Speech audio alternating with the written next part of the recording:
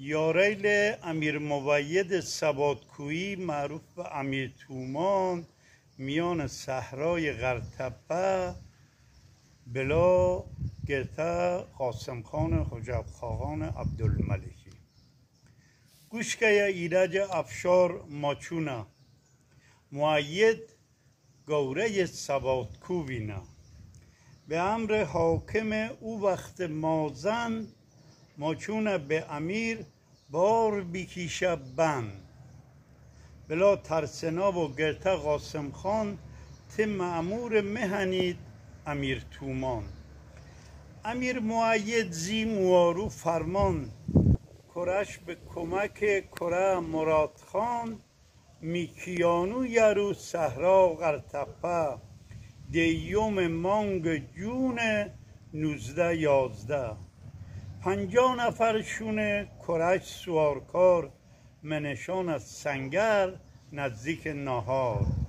تا ملک شیر شکار شیر کرانه حجاب خاقان او رو دستگیر کرانه صمد خان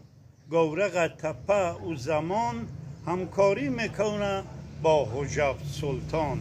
صمد خان هم ریش و همسال اسکر نتای بینونه دم تال اسکر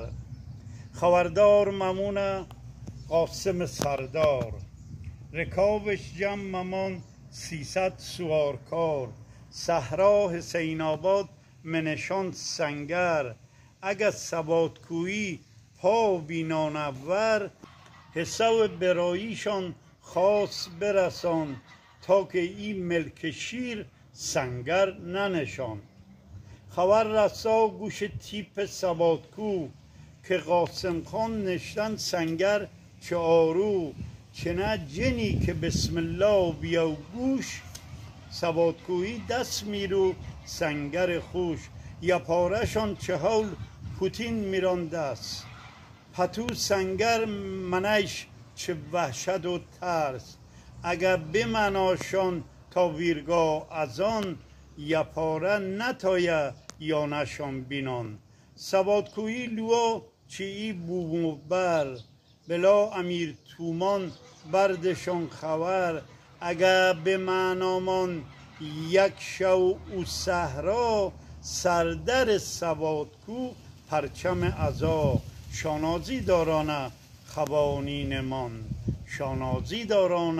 خوانین من بلا ای گرو ملکی که گیریان